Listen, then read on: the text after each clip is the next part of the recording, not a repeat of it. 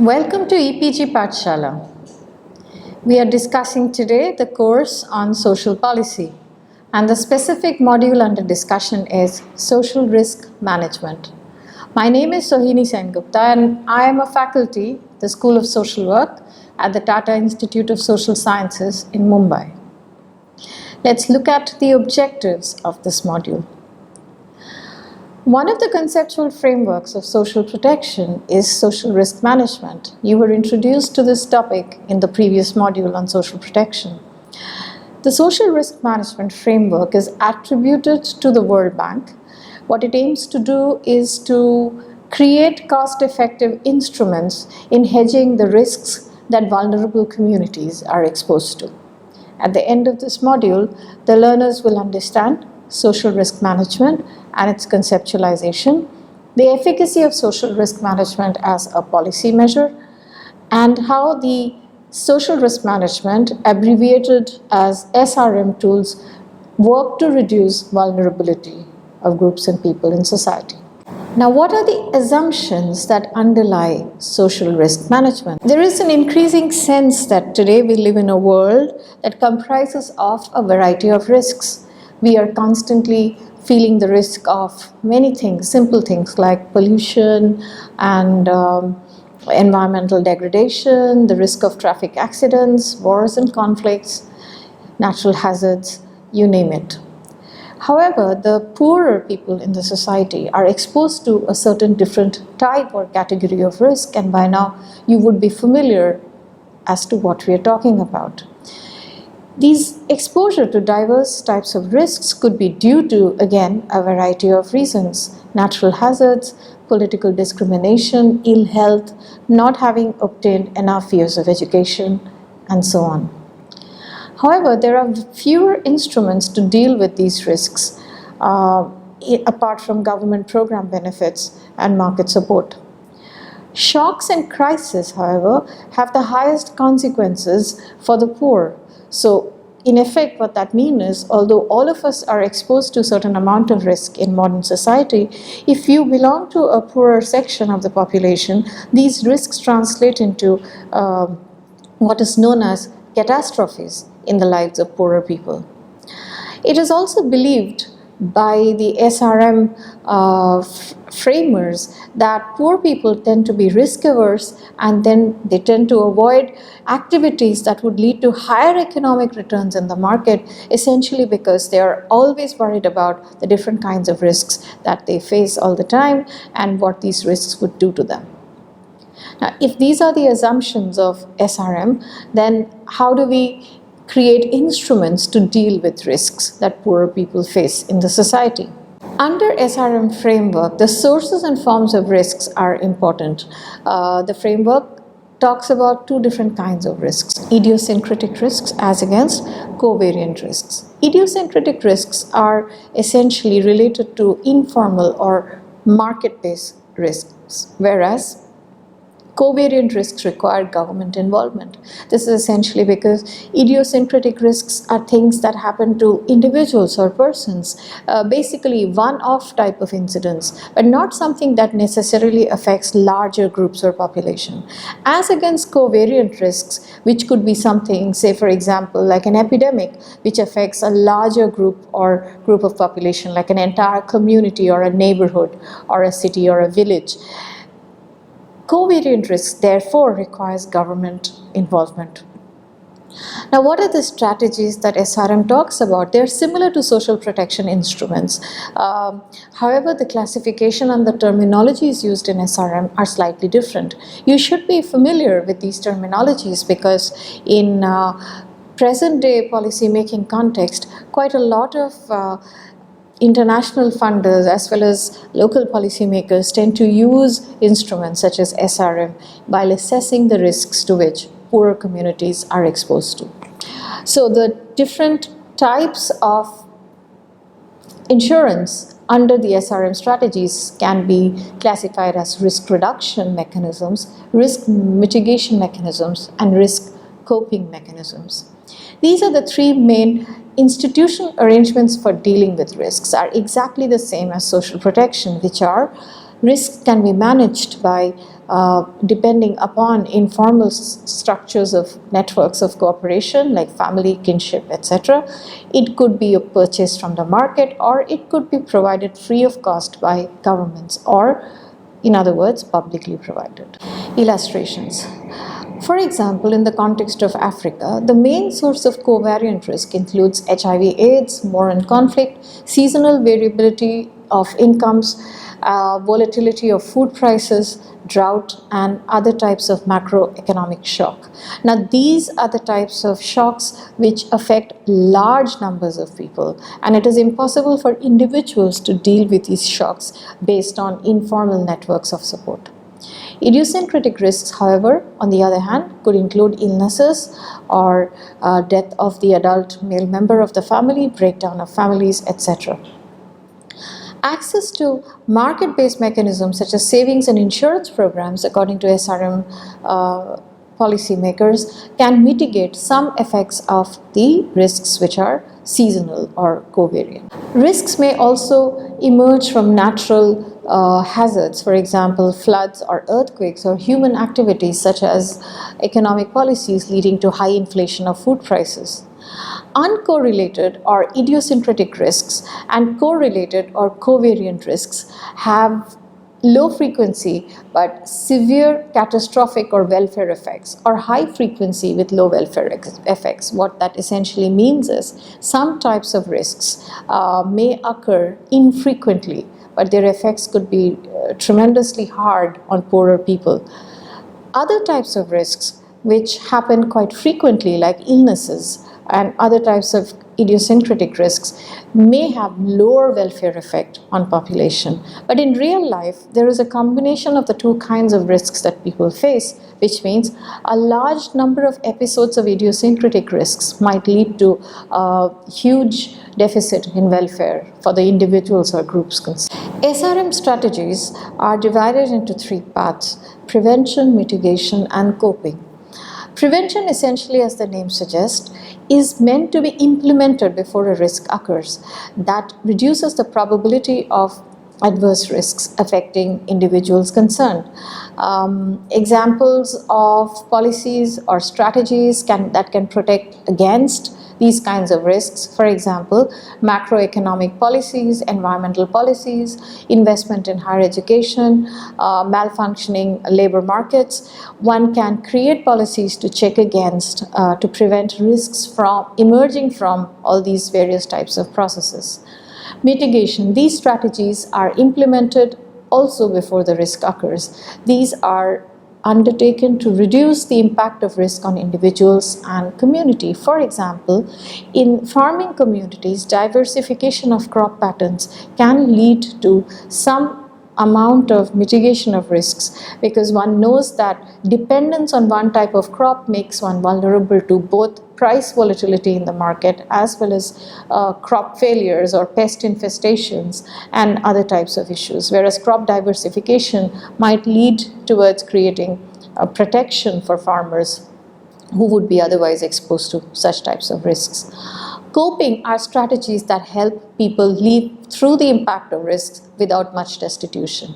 That essentially means that coping strategies are implemented once the risk has already affected people, or once people have been exposed to a certain amount of risks. Coping essentially means how does one enable individuals and groups to recover from the shocks which they have received. For example, personal loan from friends and families to go through a spell of unemployment is an example of an informal risk reducing mechanism that people might use to cope with the risks to which they have been exposed to. If we want to tabulate the strategies of SRM and we put them in different columns in terms of both types of strategies, risk reducing, mitigating, or preventive, and also the source from where these SRM instruments would emerge, we might create a table which looks like this, right? You can fill in your own examples after making a table like this.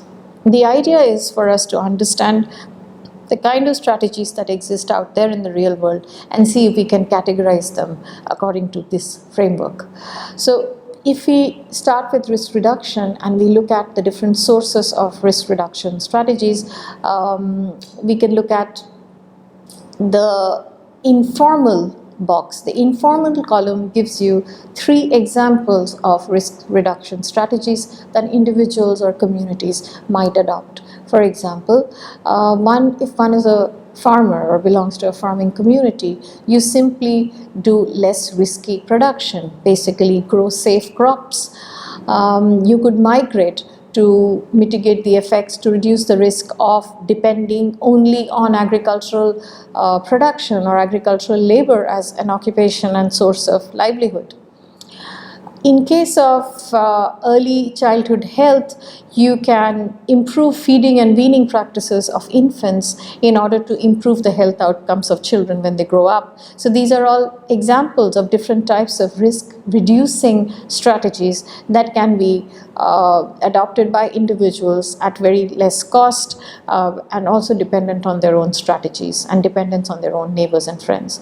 If you look at market-based risk reducing strategies for the same kind of problem, you can look at things like in-service training. In-service training basically means that if you fear losing your job, then you get a training in a different kind of skill or a different kind of subject, so that you are basically retraining yourself while you already have a job. The second type could be labor standards. Organization businesses could uphold good labor standards, and these can act as market-based risk-reducing strategies. Financial literacy is another way in which people can reduce their risks because they know where to invest their money.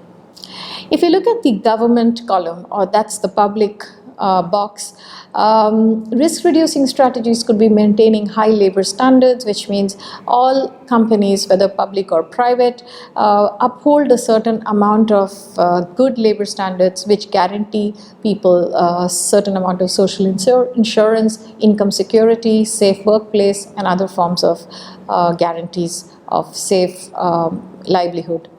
Child labor reduction could be a public policy, which means that children would therefore not go to work and instead go to school and therefore have better futures.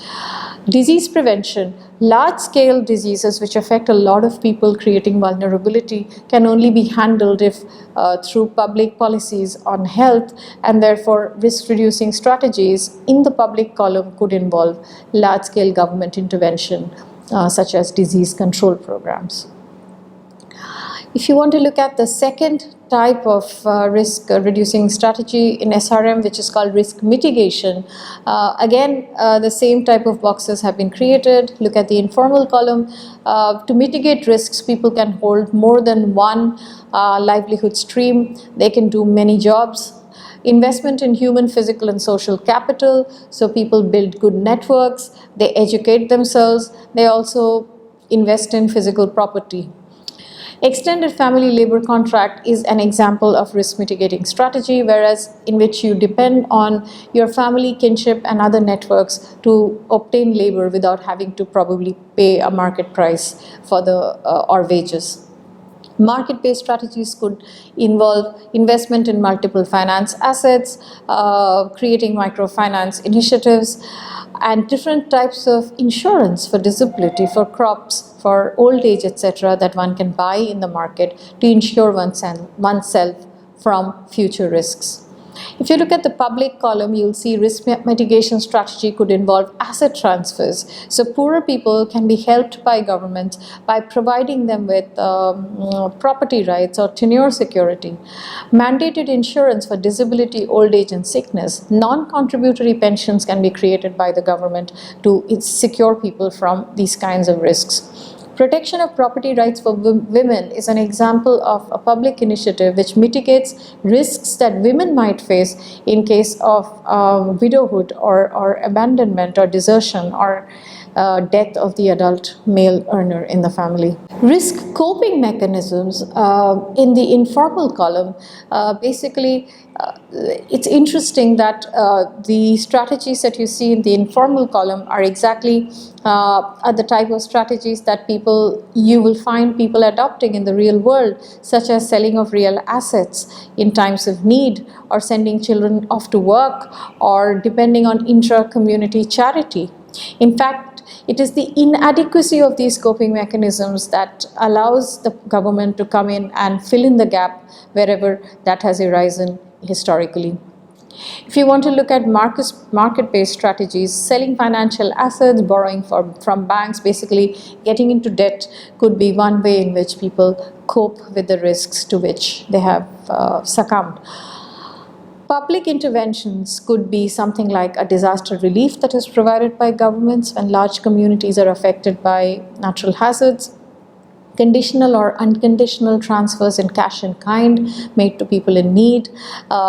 Organizing public work programs and subsidizing various types of goods and services are also examples of SRM strategies which fall within the box of risk coping mechanisms. A key concept in SRM is the notion of vulnerability. Vulnerability is slightly different from poverty. It essentially implies a high level of probability of not only being poor but remaining poor for a really long period of time. It also incorporates within its understanding the idea that various people who are usually counted as non-poor can also become poor over a period of time because of the variety of risks to which they are exposed. Vulnerability refers to household ability or inability to smooth consumption when faced with income volatility, which essentially means that these are households that would be unable to mitigate or cope with the risks if their income sources are insecure or fluctuate over a period of time.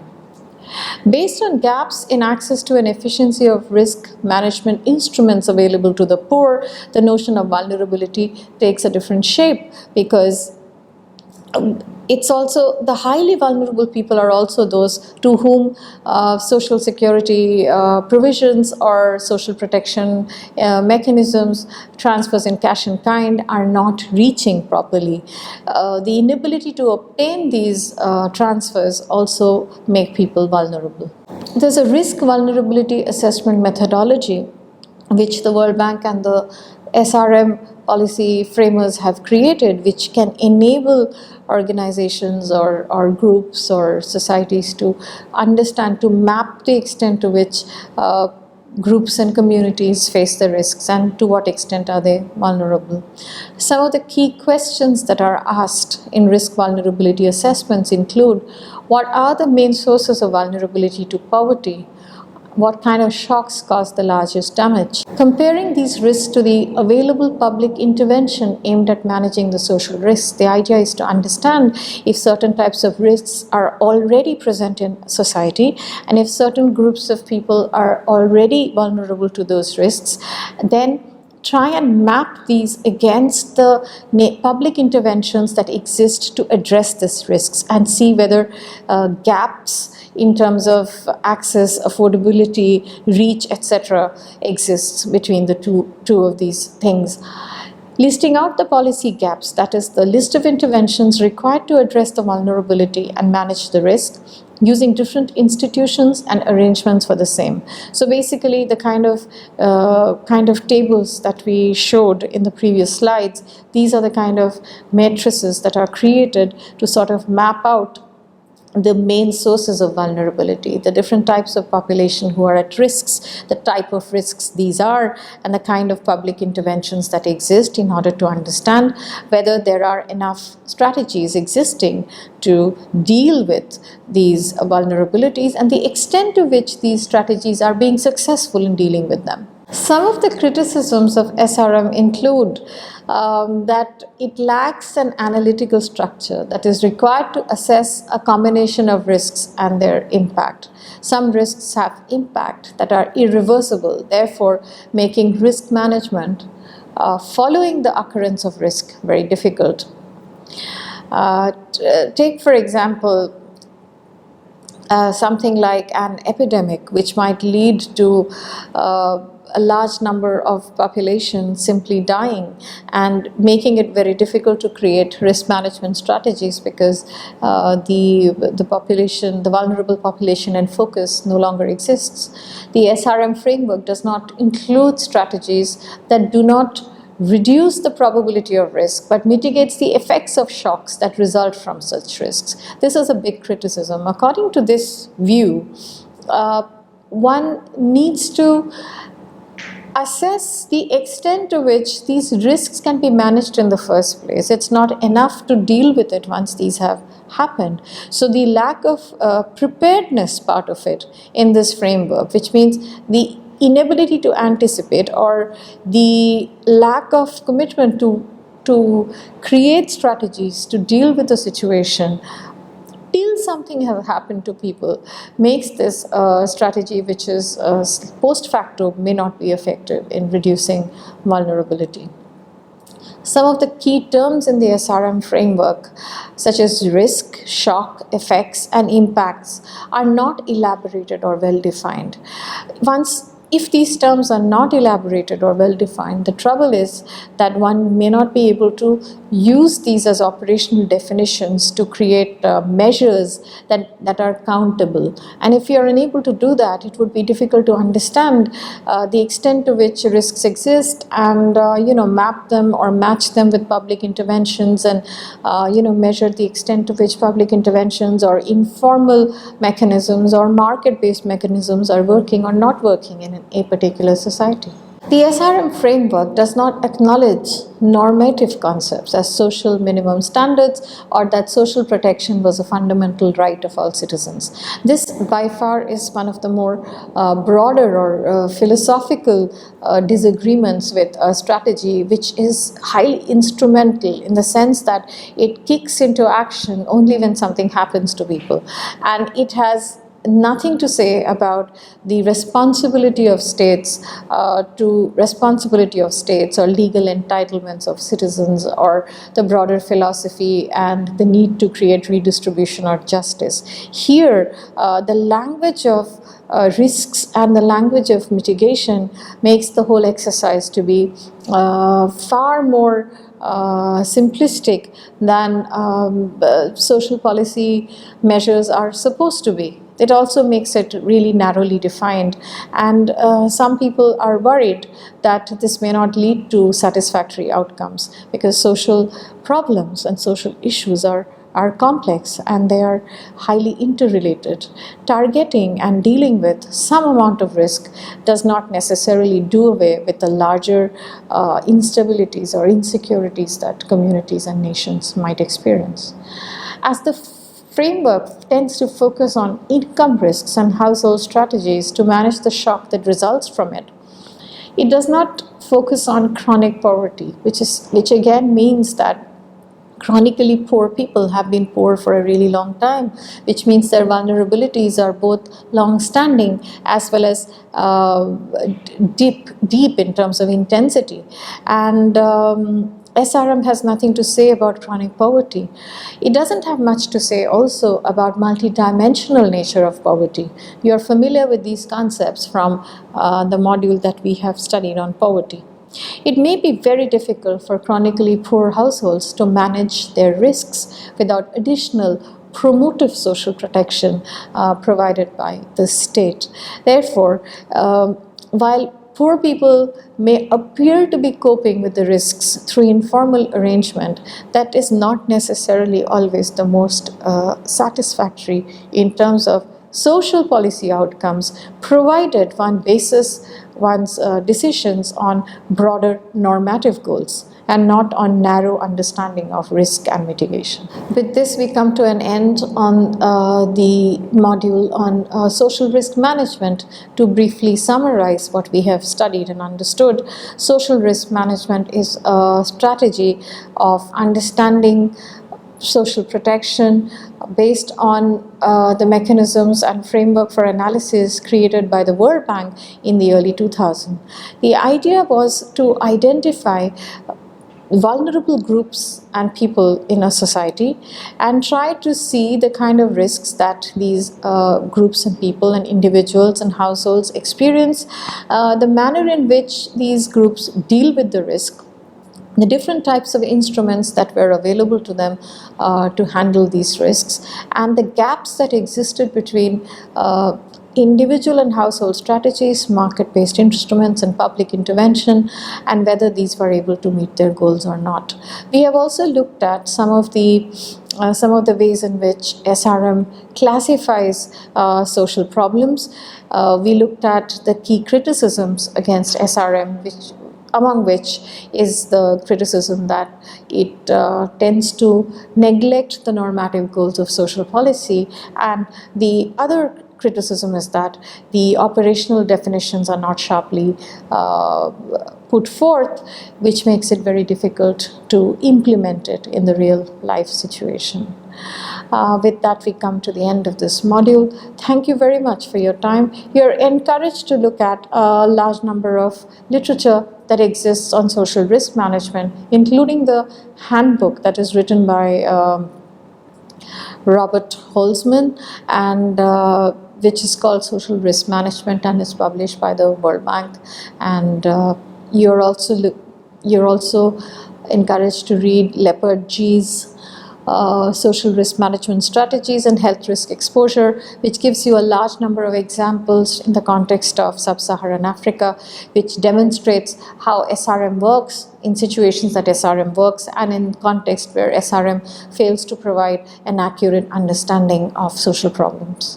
Thank you.